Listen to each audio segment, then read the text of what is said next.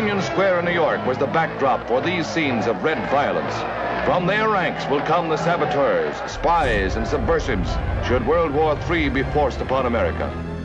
At the height of the anti-communist hysteria, the real danger to America came not from the Reds, but from the so-called Red Baiters. Even if there were only one communist in the State Department, even if there were only one communist in the State Department, that would still be one communist too many.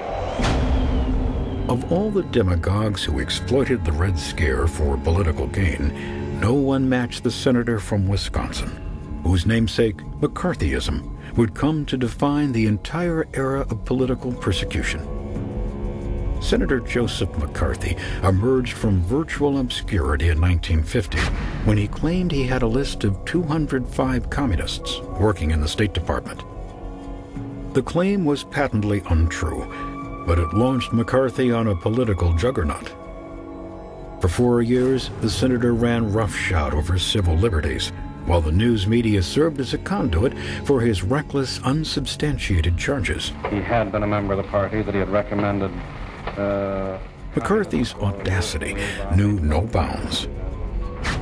He accused Secretary of State George Marshall, the architect of the Marshall Plan, of infamy so black as to dwarf any previous venture in the history of man.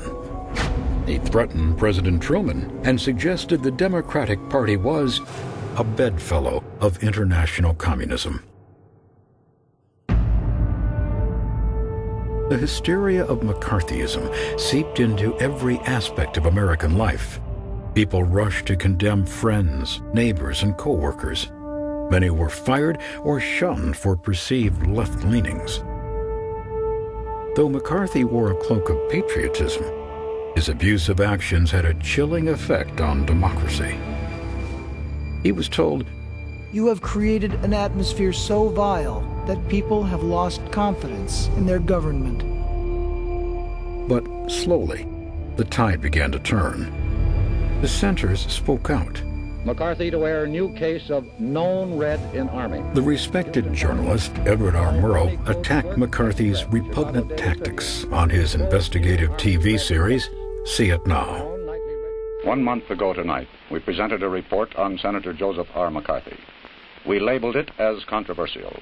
McCarthy remained characteristically defiant.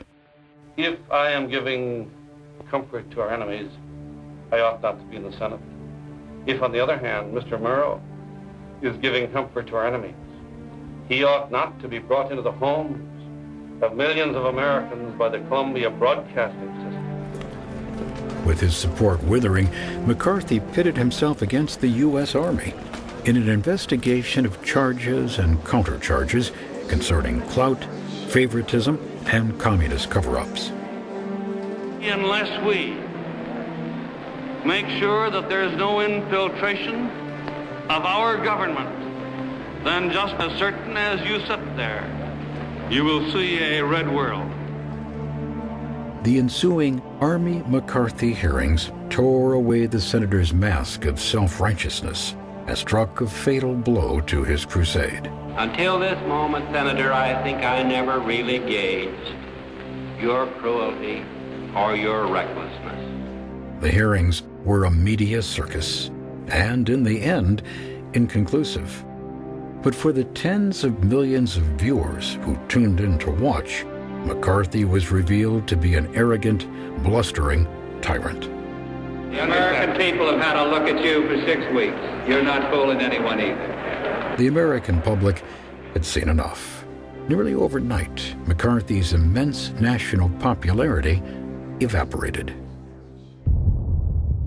President Eisenhower probably spoke for millions of Americans when he said, "It's no longer McCarthyism, it's McCarthyism."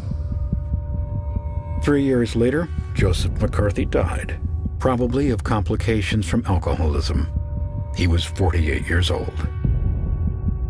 McCarthy faded, but an unsettling question remained. Could America win the Cold War without sacrificing the very liberties it was fighting to safeguard? Ominously, a highly classified government report concluded, "It is now clear we are facing an implacable enemy. whose avowed objective is world domination.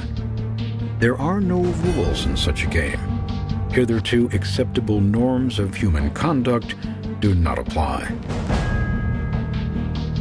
A new and frightening day was dawning, one in which legal and moral restraints were set aside in a high-stakes game of diplomatic maneuvering, clandestine operations, and nuclear brinksmanship.